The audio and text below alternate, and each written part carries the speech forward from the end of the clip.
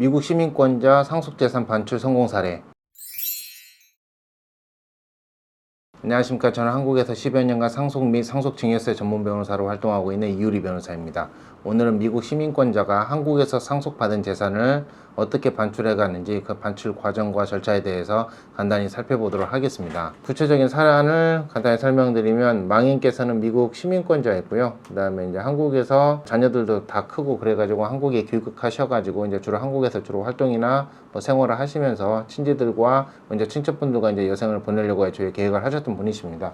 그래서 한국에 오셔가지고 거소 신고를 하셨습니다. 그래서 거소증을 발급받아서 이제 한국에 거주를 하시는데, 이제 건강이 좀 안 좋아지셔가지고 원래 이제 미국에서 치료를 받고 있었습니다. 그래서 한 2년 동안 한국에 체류를 하시다가 다시 이제 미국으로 돌아가신 케이스인데요. 한국에 들어오실 때 어느 정도 영주 목적이 있었기 때문에 일정한 자금을 가지고 들어오셨고요. 한국에 실제 거주를 할 아파트도 구입을 하셨고 일정한 생활비도 남겨두셨습니다. 근데 이제 중간에 상황이 변동이 돼가지고 자녀들도 있고, 특히 무엇보다 배우자분이 또 더 지내기가 편하신 미국에 가서 다시 이제 돌아가기로 하셔가지고 이제 미국으로 돌아가셔서 치료도 하고 그렇게 수년 동안 거주를 하시다가 사망하신 경우인데요. 문제는 뭐냐면, 한국에 귀국했을 때 구입하셨던 아파트와 일정하게 남겨두신 금융재산 등을 정리를 하지 못하고 이제 돌아가신 겁니다. 그래서 한국에서의 이런 상속 문제가 발생을 하였습니다. 저희가 처리해드린 업무는 한국에 남긴 아파트에 대한 상속 문제, 한국에 남긴 금융재산에 대한 상속 문제였습니다. 그 다음에 한국에 계실 때 연금보험도 하나 가입을 해두셔가지고 보험 부분에 대한 상속 문제도 같이 연관이 되어 있었습니다. 그래서 이 각 재산별로 어떠한 절차에 따라 상속 처리가 이루어졌냐, 가장 중요한 게, 망인이 텍사스에서 이제 살다가 돌아가셨기 때문에 사망에 따른 건국법은 어쨌든 미국법이고 텍사스법이었습니다.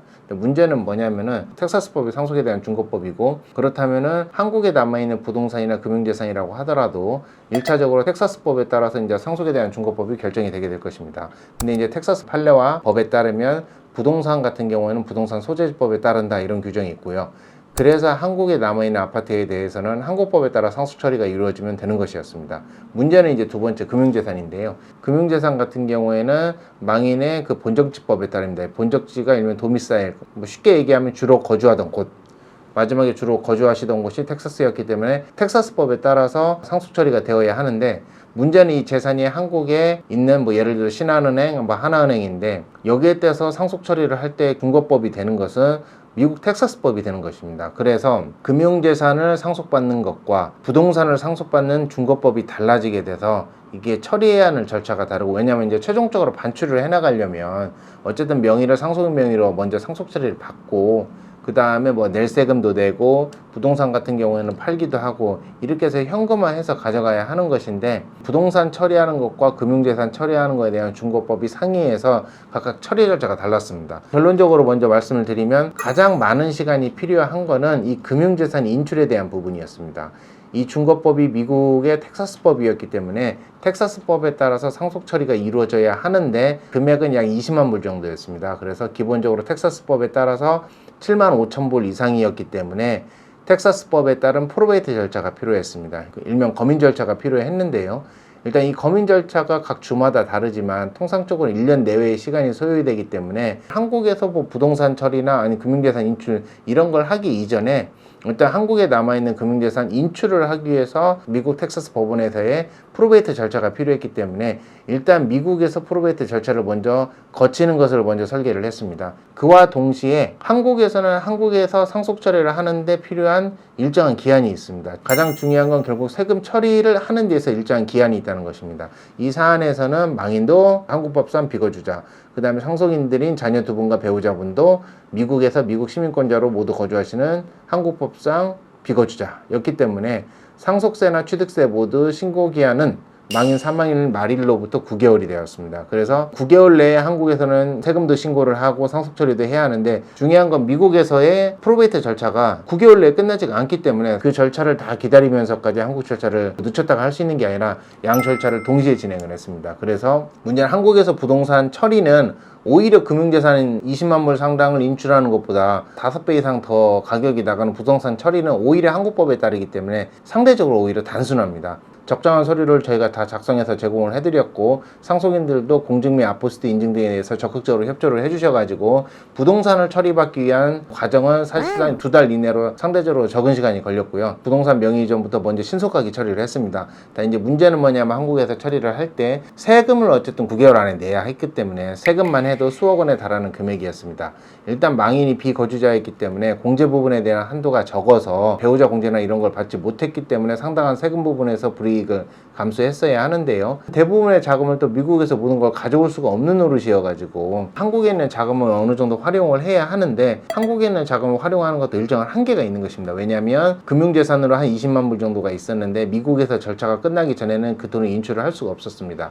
그래서 의뢰인과 협의를 해가지고 어차피 부동산을 매각할 예정이 있었습니다만은 당장의 매각은 또 쉽지는 않았고요. 그래서 단기 임대를 통한 보증금으로 당장에 필요한 자금을 해결을 하셨습니다. 그렇게 돼가지고 한 10개월 정도 걸린 것 같습니다. 10개월 정도 뒤에 어쨌든 유상관리인이 지정이 된 프로베이트 결정이 이제 나와가지고 해당 결정을 기초로 해가지고 은행에서 이제 자금을 인출하기 위한 절차를 밟았습니다. 꼭 이 사례뿐만이 아니라 다른 사례들도 본다면, 중요한 거는 금융재산을 인출을 할 때 한국에서 실무적으로 본다면 은행도 여러 군데가 있고 각 지점도 천차만별입니다. 하지만 이런 것들 꼭 어디 지점에나 특정한 곳에 가서 처리를 해야 하는 게 아니라 보통 상속인 분들께서 가장 방문하기가 쉬운 곳에 가서 이제 하시는데요. 방문 은행마다 사실 미국 시민권자가 사망함에 따라서 금융재산 인출에 대한 부분은 뭐 현지법이 중거법이 된다고 하고, 생전 처음 보는 프로베이트 결정문을 가지고 와서 상속 처리를 한다는 것 자체가 대단히 이례적이고 대부분 경험을 해본 적이 없는 분들입니다. 그래서 만약에 이런 것들을 직접 하신다고 한다면 미국 시민권자 입장에서 은행 직원들의 당황스러운 모습을 직접 목격하실 수가 있을 겁니다.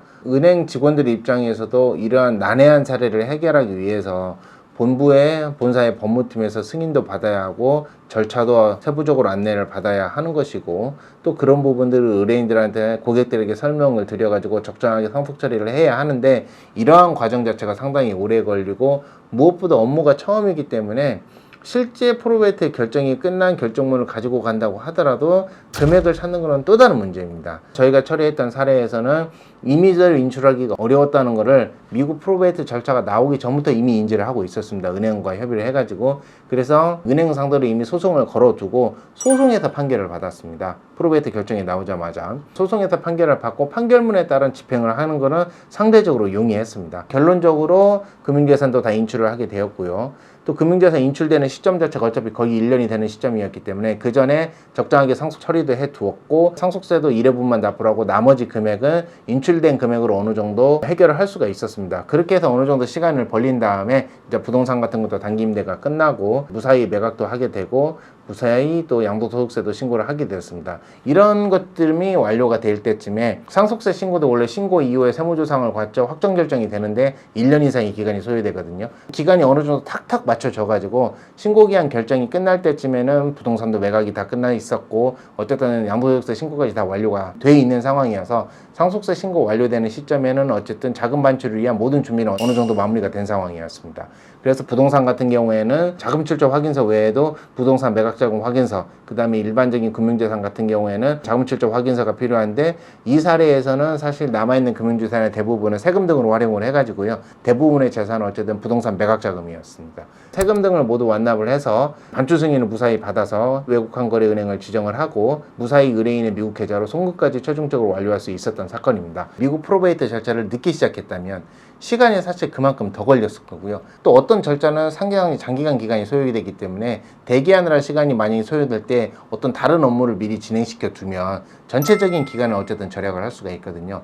그래서 미국 시민권자 입장에서 재산 반출을 하는 데 있어 가지고 단지 송금만이 문제가 아니고, 송금을 하기 위해서 승인을 받는 거, 승인을 받기 위해서는 상속 처리를 먼저 해야 하는 거, 상속 처리 이후에 처분을 한다면 적정하게 세금 처리를 해야 한다는 거, 또 상속세 같은 경우에는 바로 신고만 하면 끝이 아니라 세무조사 이후에 확정 결정까지 받아야 한다는 거, 이런 부분들이 있는데요. 각 요소마다 언제 어느 단계를 어떨 때 시작해야 최종적으로 기간을 최대한으로 단축시킬 수가 있겠는가, 이런 부분들을 종합적으로 설계를 해서 진행을 했던 사례이고, 또 그렇게 하는 것이 전체적인 과정을 단축하는데 가장 중요한 부분입니다. 상속재산 반출 시에 가장 많이 하고 있는 실수에 대해서는 오른쪽에 있는 별도 영상을 참고해 주시면 되겠습니다. 이와 같은 사례, 그러니까 미국 시민권자나 미국 거주자 분께서 한국에 남아있는 재산에 대해서 부동산, 금융재산 등을 상속을 할 때 단계별 조치가 무엇인지 종합적으로 상담을 통해서 정확한 방법을 찾아서 진행하시는 게 가장 중요할 것이기 때문에 비슷한 상황에 처해 있는 분들은 반드시 초기 단계에서 상담을 받아보시길 바랍니다.